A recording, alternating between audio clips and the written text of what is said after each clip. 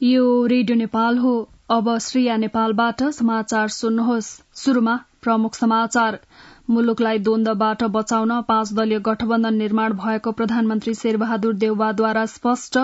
पुनः मतदान गर्नुपर्ने स्थिति सृजना हुन नदिने गरी निर्वाचन सम्पन्न गर्ने तयारी भइरहेको प्रमुख निर्वाचन आयुक्त दिनेश कुमार थपलियाको भनाई। नो नट अगेन अभियानमा आबद्ध समूहलाई साइबर कानून अन्तर्गत कार्यवाही गर्ने निर्वाचन आयोगको निर्देशन तत्काल कार्यान्वयन नगर्न सर्वोच्च अदालतको अल्पकालीन अन्तरिम आदेश। जलवायु परिवर्तन सम्बन्धी संयुक्त राष्ट्र संघीय संरचना महासन्धिको पक्ष राष्ट्रको 27औं सम्मेलन अन्तर्गत मुख्य कार्यक्रम लिडर समिट आज। नेपालले कोप 27 मा पर्वतीय मुद्दाको नेतृत्व गर्ने र युक्रेनको राजधानीमा ऊर्जा अभावले गर्दा नागरिकहरूको स्थानान्तरणको विकल्प नरहेको त्यहाँको मेयरको भनाई। सुन त, भोलिको मिटिङको लागि सबैलाई फोन गर्यो? छैन सर, मेरो मोबाइलमा ब्यालेन्स नै थिएन। अलि पछि गर्छु ल्यान्डलाइनबाट। ल हेर, मोबाइलमा ब्यालेन्स छैन भनेर हुन्छ? तिमीलाई थाहा छैन यस कार्यालयले नेपाल टेलिकमको कर्पोरेट युजर ग्रुप अर्थात सीयूजी सेवा लिएको छ। तिम्रो नम्बरलाई पनि सीयूजीमा सहभागी गराउन। अनि सर, मेरो त प्रिपेड नम्बर हो नि। अहिले नेपाल टेलिकमले प्रिपेड र पोस्टपेड दुवै फोनमा सीयूजी सेवा लागू गरिसकेको छ। सीयूजीमा आबद्ध भएपछि हाम्रो कर्मचारीहरू बीच निशुल्क र नेपाल टेलिकमको नेटवर्कमा सस्तो दरमा फोन तथा एसएमएस गर्न र डाटा चलाउन पाइन्छ नि। तिमीलाई थप जानकारी चाहिएमा नेपाल टेलिकमको वेबसाइट www.ntc.net.np मा हेर न। नेपाल टेलिकम, राष्ट्रको संचार।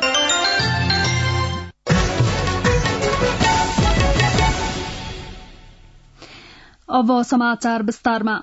प्रधानमन्त्री शेरबहादुर देउवाले संविधानको रक्षाका लागि वर्तमान गठबन्धन बनेको बताउनु भएको छ।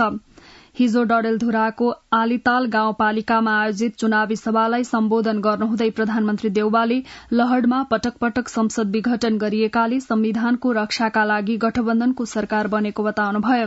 नेपाली कांग्रेसका सभापति समेत रहनुभएका प्रधानमन्त्री देउवाले आलीताल भित्री मधेसको विकास, सड़क र तटबन्ध निर्माणका लागि सरकारले काम गर्ने बताउनुभयो। हिजै डडेलधुराको जोगबुढा स्थित खुल्ला मञ्चमा आयोजित चुनावी सभालाई सम्बोधन गर्नुहुँदै प्रधानमन्त्री देउवाले मुलुकलाई द्वन्द्वबाट बचाउन 5 दलीय गठबन्धन निर्माण भएको पनि उल्लेख गर्नुभयो। उहाँले जोगबुढा स्थित महाकाली नदीमा नेपाल भारत जोड्ने पक्की पुल बनाउन भारतसँग छलफल भइरहेको जानकारी दिनुभयो। प्रधानमन्त्री देउवाले डडेलधुरामा मेडिकल कलेजको शुरूआत भएको र जोगबुढामा विशेषज्ञ सेवा सहितको सुविधायुक्त अस्पताल बनाउन आफू लागि पर्ने बताउनुभयो।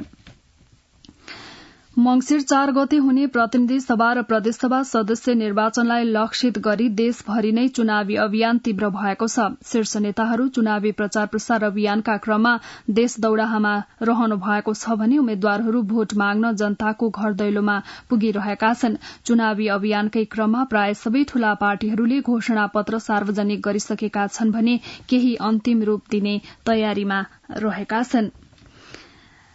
प्रमुख निर्वाचन आयुक्त दिनेश कुमार थपलियाले कुनै पनि मतदान केन्द्रमा पुनः मतदान गर्नुपर्ने स्थिति सृजना हुन नदिने गरी निर्वाचन सम्पन्न गर्ने तयारीका साथ निर्वाचन आयोग अघि बढ़ेको बताउनु भएको छ।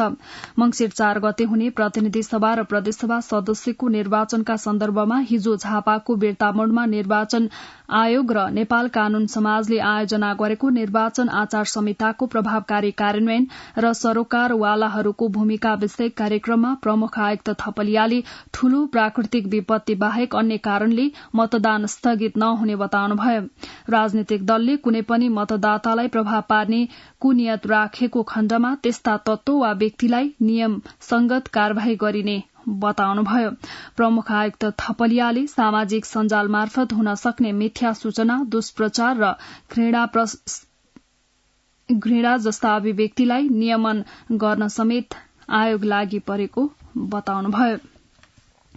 प्रतिनिधि सभा र प्रदेशसभा सदस्य निर्वाचनका लागि यति बेला उम्मेद्वारहरू आफ्ना एजेण्डा लिएर जनताको घर दैलोमा पुगिरहेका छन्।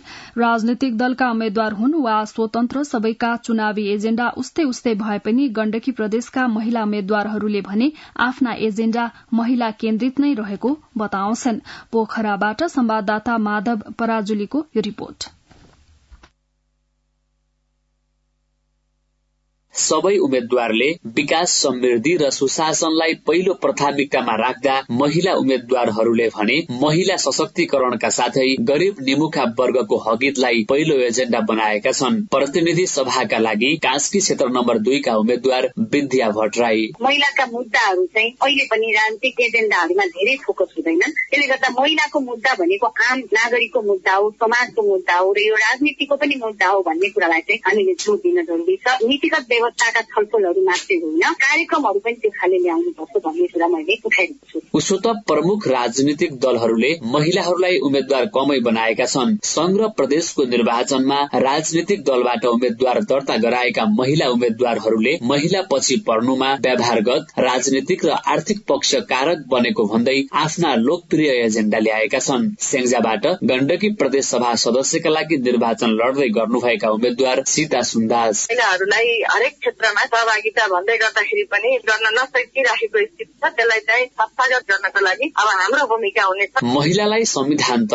33% सहभागिता सुनिश्चित गराए पनि व्यवहारमा भने त्यस्तो नभएको र यसका लागि पहिला महिलाहरूलाई नै सशक्त बनाउनु पर्नेमा उनीहरूले जोड़ दिएका छन्। अवसर दिए महिलाहरू इमानका साथ काम गर्न तत्पर र जुझारू छन्, उनीहरूले नमूना अनुकरणीय काम गरेका छन् भन्ने उदाहरण पेश गर्ने गरी महिला उम्मेद्वार चुनावमा कसिएका छन्। गण्डकी प्रदेशमा प्रतिनिधि सभा निर्वाचनमा 3 र प्रदेश सभा निर्वाचनका लागि 5 जना महिलाले उम्मेद्वारी दर्ता गराएका छन्। 8 मध्ये नेकपा एमाले प्रतिनिधि सभा र प्रदेश सभा निर्वाचनमा 3 जना महिलालाई उम्मेद्वार उठाएको छ भने माओवादी केन्द्र र नेकपा एकीकृत समाजवादीले 1 उम्मेद्वार उठाएका छन्। नेपाली कांग्रेसले भने 1 जना महिलालाई पनि प्रत्यक्षको टिकट दिएको छैन। विशेष गरी उम्मेद्वारका एजेण्डा कृषि, रोजगार, प्राविधिक शिक्षा विकास, समृद्धि, सुशासन, शिक्षा, स्वास्थ्य, रोजगारी नै छन्। माधव प्राजुली, रेडियो नेपाल, पोखरा।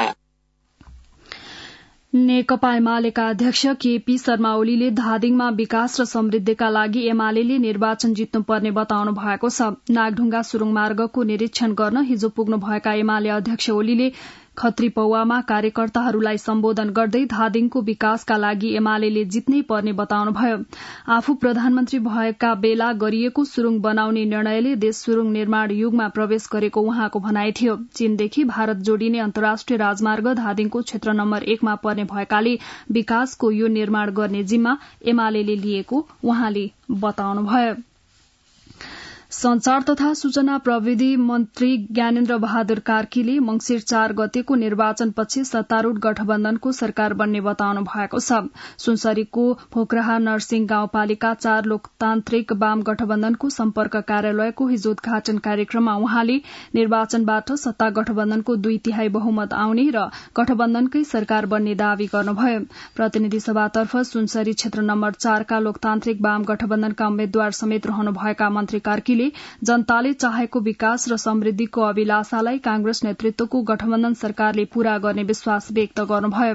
सामाजिक एकता र सद्भाव अभिवृद्धि नगरी राष्ट्रिय एकता सम्भव नहुने बताउनुहुँदै उहाँले देशमा राजनीतिक स्थिरता आवश्यक भएकाले त्यसका लागि गठबन्धनको सरकार आवश्यक रहेको स्पष्ट पार्नुभयो।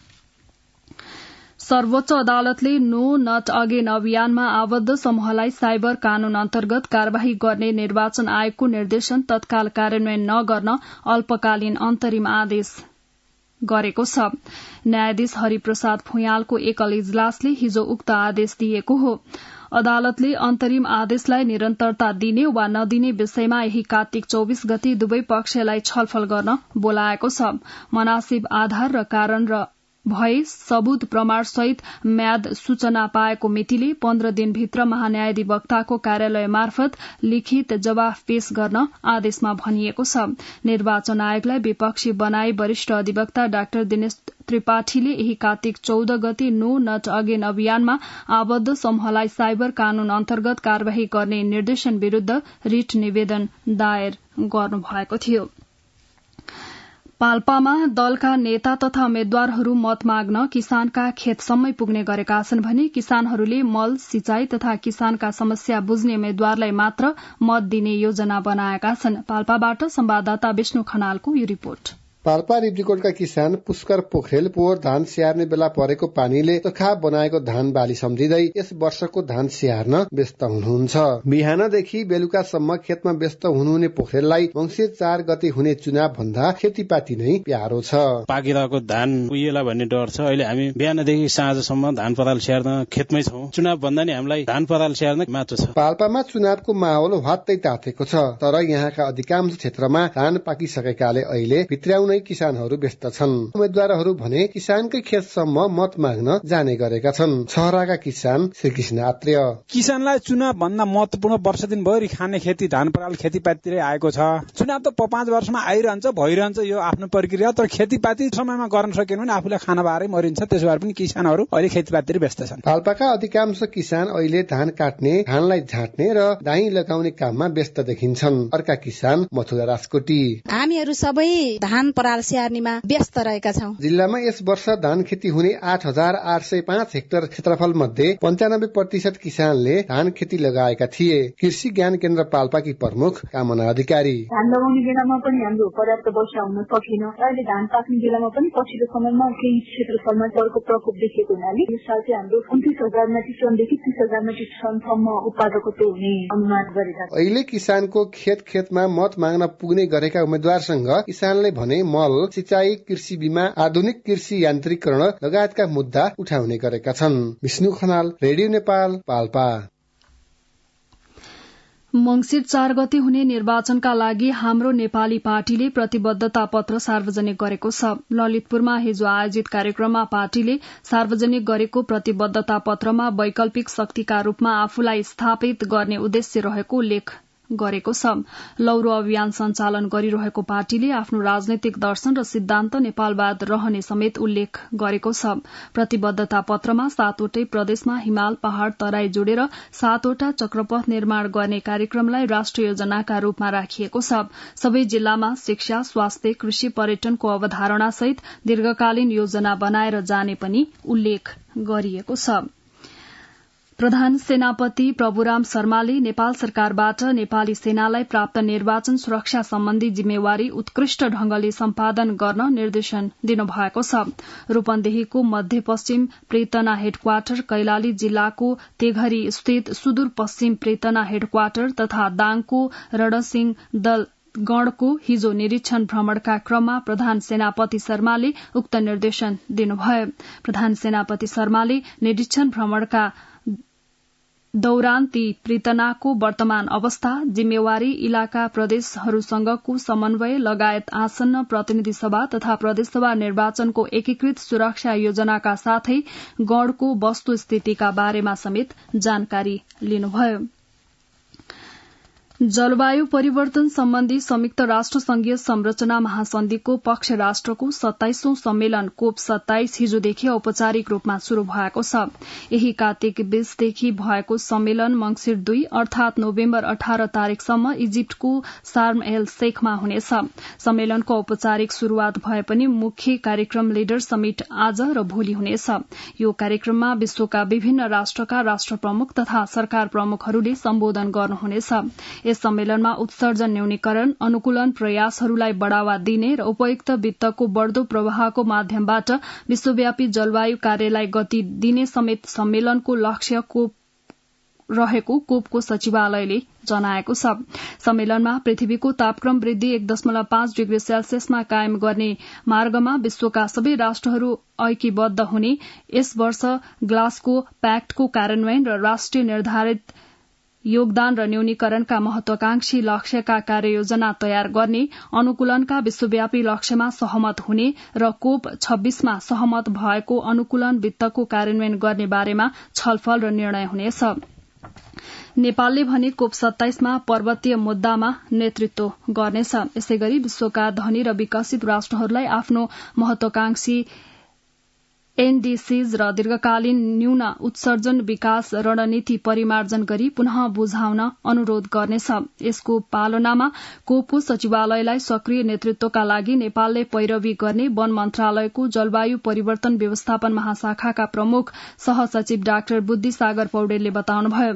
नेपालले अनुकूलनका लागि दोब्बर घोषणा गरिएको वित्तको प्रवाह सार्वजनिक माध्यमद्वारा अनुदान स्वरूप प्रदान गर्ने सार्न एन्ड सेक कार्ययोजना तयार गर्नुपर्ने विषय पनि प्राथमिकतामा राखेको छ। सम्मेलनमा 197 पक्ष राष्ट्रका करिब 30,000 सरकारी अधिकारी, गैर सरकारी संस्था पदाधिकारी, अनुसन्धानकर्ता, वन वातावरण विषयका विज्ञ, नागरिक समाज र संचारकर्मी लगायतको सहभागिता रहेको बताइएको छ। राष्ट्रपति विद्यादेवी भण्डारीले स्वास्थ्य सेवामा सबै नागरिकको सहज पहुँचमा राज्यले जोड़ दिनुपर्ने बताउनु भएको छ। विश्वको सर्वोच्च शिखर सगरमाथा जाने मार्ग सोलुखुम्बुको खुम्बु पासाङ लामु गाउँपालिका 3 फाङदिङमा हिजो 15 शैय्याको हिमालयन शेर्पा अस्पतालको उद्घाटन गर्नुहुँदै राष्ट्रपति भण्डारीले संविधानमै स्वास्थ्य सेवा सबै नागरिकको हक भएको उल्लेख गरिएकाले स्वास्थ्यमा सबैको पहुँच हुनुपर्ने उल्लेख गर्नुभयो। राष्ट्रपति भण्डारीले अस्पतालबाट स्थानीय नागरिकका साथै आन्तरिक र विदेशी पर्यटकलाई ठूलो मद्दत पुग्ने पनि बताउनुभयो। सामाजिक भावना राखी गाउँमै अस्पताल खोलेर स्थानीयलाई निशुल्क सेवा दिने काम सराहनीय भएको उहाँले बताउनुभयो।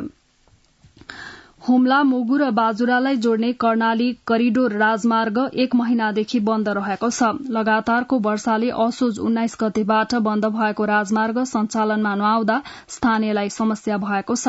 कर्णाली करिडोरको 123 किलोमिटर सड़क खण्ड मध्ये कालीकोटको थिर्पुदेखि बाजुराको भुक्का खोलासम्म 15 किलोमिटर र हुम्ला क्षेत्रका 9 किलोमिटर सड़क खण्ड अहिले पनि बन्द रहेको छ। अब अन्तर्राष्ट्रिय समाचार। युक्रेनको राजधानी किएभमा मेयरली शहरमा विद्युत सेवा पूर्ण रूपमा बन्द हुने अवस्थामा रहेका कारण नागरिकहरूलाई अन्यत्र स्थानान्तरण गर्नुको विकल्प नरहेको बताउनु भएको छ। रूसले युक्रेनको बिजुली र पानी जस्ता अत्यावश्यक पूर्वाधारहरूमा क्षेप्यास्त्र आक्रमण गरेपछि 10 लाख युक्रेनी जनताले चरम अभाव खेपिरहेका छन्। रूसी आक्रमणका कारण युक्रेनको 40% विद्युत पूर्वाधारहरू पूर्ण रूपमा ध्वस्त भएको बीबीसीले उल्लेख गरेको छ। किएभमा मेयर भिटाली क्लेट्स्कोले रूसी आक्रमणलाई आतंकवाद र नरसंहारको संज्ञा दिनुभएको छ। भारतको राजधानी नयाँ दिल्ली र आसपासका क्षेत्रमा बसोबास गर्ने करिब 80% परिवार वायु प्रदूषणका कारण नराम्ररी प्रभावित भएको एक सर्वेक्षणले देखाएको छ। वायु प्रदूषणमा भएको वृद्धिले स्वास्थ्य जोखिम बढ़िरहेका बेला सार्वजनिक भएको सर्वेक्षणले वायुको गुणस्तर सूचकांकले गम्भीर तह पार गरेको निष्कर्ष निकालेको छ। अब आर्थिक समाचार। साताको पहिलो कारोबार दिन आइतबार नेपाली शेयर बजारको परिसूचक नेप्से 2% भन्दा बढ़ीले वृद्धि भएको छ। आइतबार बजार परिसूचक नेप्से 43.20 अंकले वृद्धि भएर 1965.36 अंकमा पुगेको छ। नेप्सेसँगै अधिकांश उपसूचकहरूमा वृद्धि हुँदा सामूहिक लगानी कोष उपसूचक भने 0.05 अंकले घटेको छ। नेप्से परिसूचक वृद्धि हुँदा आइतबार कारोबार रकम पनि बढ़ेको छ। गत बिहीबार 80 करोड़मा सीमित भएको कारोबार रकम आइतबार बढेर 1.5 अर्ब भन्दा बढ़ीको भएको छ। आइतबार बजारमा 19,13,573 किता शेयरहरू 1,54,80,33,000 रुपियाँमा किनबेच भएका छन्। काठमाडौँको कीर्तिपुर नगरपालिका वार्ड नम्बर 6 चोभारमा 132 केभी को सब स्टेशन निर्माण कार्यमा भइरहेको अवरोध हटेको छ।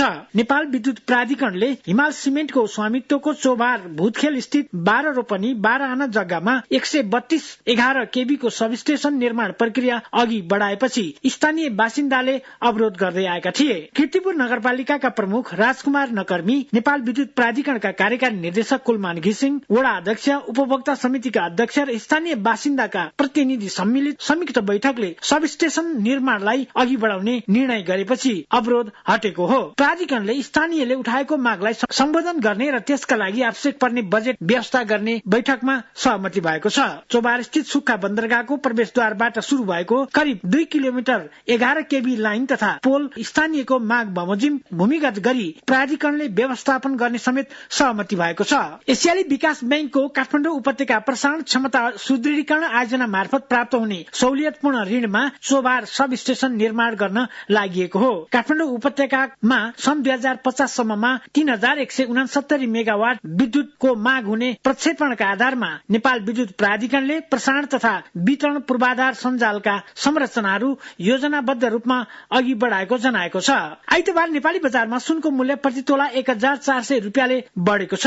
सुन चाँदी बजारमा आइतबार छाप भएको सुन प्रति तोला 94,500 रुपियाँमा कारोबार भएको छ।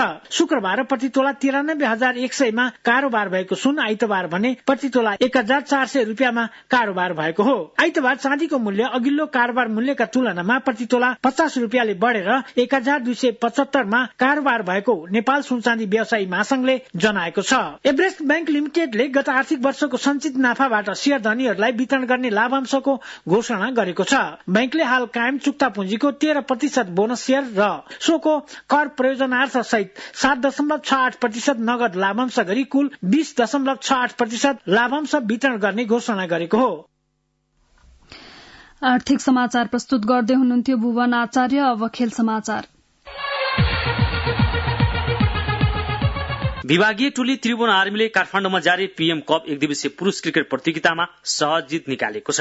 मूलपानी क्रिकेट मैदानमा आइतबार आर्मीले गण्डकी प्रदेशलाई 69 रनले हराएको हो। आर्मीले दिएको 166 रनको लक्ष्य पन्छ्याएको गण्डकीले 32 ओभर 2 बलमा अल आउट हुँदै 96 रनमा समेटियो। जितसँगै आर्मीले 3 खेलबाट 4 अंक बनाउँदै सेमिफाइनलको सम्भावना कायम राखेको छ। पराजित गण्डकीको 4 खेलबाट 5 अंक सहित दोस्रो स्थानमा यथावत रहेको छ। यस समूहबाट एफएफ क्लब 3 खेल जितेर सेमिफाइनलमा प्रवेश गरिसकेको छ। अर्को खेलमा लुम्बिनी प्रदेशले दोस्रो जित हात पारेको छ। दोस्रो जित निकाल्ने क्रममा प्रदेश 1 लाई 39 रनले हराएर लुम्बिनी प्रदेशले दोस्रो जित दर्ता गराएको हो। जितको लागि 291 रनको लक्ष्य पाएको प्रदेश 1 ले 46 ओभरमा 251 रन जोड्दा अल आउट भयो। त्यसअघि त्रिवेणी खेल मैदान कीर्तिपुरमा टस जितेर पहिला ब्याटिङ गरेको लुम्बिनीले निर्धारित 50 ओभरमा 8 विकेटको क्षतिमा 290 रन बनाएको थियो। जितसँगै लुम्बिनीले 2 खेलबाट 4 अंक जोड्दै दोस्रो स्थानमा पुगेको छ।